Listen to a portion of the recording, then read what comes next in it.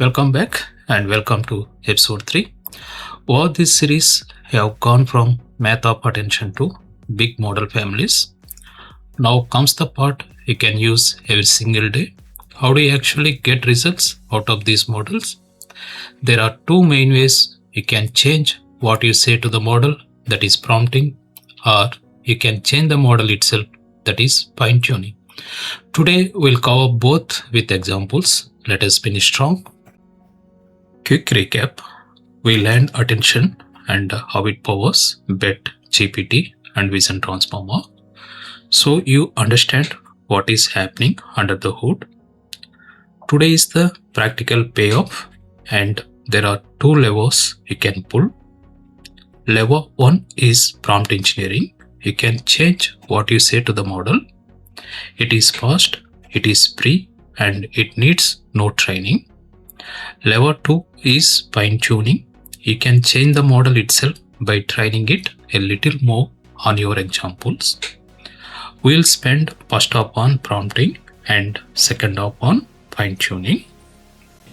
Here is a mental picture that makes all of this click. Think of the model as a brilliant new hire. It knows an enormous amount, but on day one, it doesn't know your goals, your style, or your data. So, how do you get good work out of a talented new teammate? Two ways. You can give them clear instructions. Tell them exactly what you want, maybe with an example. That is prompting. Or for something they will do over and over, you can send them to training, let them practice on real examples until it is second nature. That is fine tuning. Say two choices apply to the model. Before we go deeper, one rule of thumb that will save you a lot of time. Always try prompting first. Prompting is fast, free, and easy to undo. Fine tuning costs time, data, and computing power. So climb the ladder in order. Start with a clear prompt. Most tasks are solved right here. If that is not enough, add a few examples inside the prompt. Still not enough? Give the model your own knowledge by feeding it documents when it answers. That is a technique called RAG, and we'll touch on it later. And only if all of that fails short do we reach for fine tuning. Most of the time you'll never need that last rung. Let us start with part 1, prompt engineering. That is the craft of asking the right way. Here is the wild part. The same model can give you a brilliant answer or a useless one, and only thing that changed was how you phrased the request. So let us learn how to phrase it well. A strong prompt usually has up to 5 building blocks. A role, who the model should act as. You are a friendly Python tutor. A task, what you actually want done. Explain what this function does. Context, anything the model needs to know. The reader is a beginner, so keep it simple. A format, the shape of the answer. Give me 3 short bullet points and optionally examples. Show one good answer so it knows the target. You rarely need all 5 at once, but here is the pattern. The more of these you include, the better and more predictable the answer.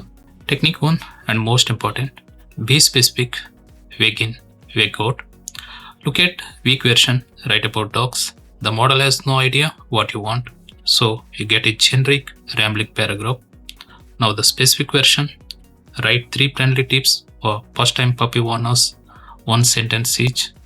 Same model, but now you have told it the topic, the audience, the count, the length, and the tone, and you get back exactly what you pictured. Specific requests are the single biggest upgrade you can make. Technique 2, when describing what you want is hard, just show examples. This is called few shot prompting. Say you want to label reviews. Instead of explaining the rules, you show a couple. Great movie is positive, total waste of time is negative. Then you add it a new one, I loved every minute, and the model copies the pattern and answers positive. The beautiful part, there is no training involved, the example live right inside the prompt. You're teaching by demonstration on the spot. Technique 3 is almost magic for anything with reasoning or math. Ask the model to think step by step. Here is a simple problem. A shop has 24 apples, sells 17, then gets 30 more. How many now? When the model rushes straight to answer, it might blurt 54. It skipped the subtraction, but when you add the words, let us think step by step. It works in stages. Start with 24, sold 17, so 24 minus 17 is 7, got 30 more, so 7 plus 30 is 37, the right answer. Showing the work means each step is easy to check and far fewer mistakes slip through. Technique 4, take control of the output so it comes out predictable every time. Set a role to fix the tone. You are a careful editor. Pin the format, ask for JSON or a table, which is perfect when another program will read the answer. Add constraints under 50 words, no jargon, only use the text I gave you. And give a template, literally show the exact shape you want the answer to follow. The more you remove guesswork, the more consistent results. Before we move on, let us avoid the common traps. Don't ask for too much in one go. Break a big task into smaller prompts. Don't be polite but vague. Maybe help with this is weaker than stating the task directly. If the format matters, don't skip the example. Remember, the model only knows what is in the prompt, so don't forget to give it context and never trust blindly. Always check the facts, numbers, code. A quick review catches the occasional confident mistake. Now for the part 2, fine tuning. This is the heavier tool, the one you reach for when prompting truly is not enough. Instead of changing what you say, you change the model itself by training it a little more on examples of your own. Let us see how that works and when it is worth it. Fine tuning is simpler than it sounds. You start with a base model, one that already understands language from all its earlier training. You add your own examples, your label data showing the behavior you want. Then you train, which gently nudges the model internal settings towards your examples. And out comes a tuned model that is now an expert at your specific task. The key idea, you are not starting from scratch, you are standing on the shoulders of a model that already knows language and just adjusting it a little. So you actually have 3 tools, not 2. Let us compare them. Prompting changes your words. It is best for general tasks. It is the cheapest and it needs no data. RAG, which means giving the model right documents at answer time, changes what the model can see. It is best when you need private or up-to-date facts and it needs your documents. Fine-tuning changes the model itself. It is best for a consistent style or a specialized skill. It is the most effort and it needs labeled examples. A good instinct, if the problem is missing knowledge, reach for RAG. If the problem is missing behavior or style, reach for fine-tuning.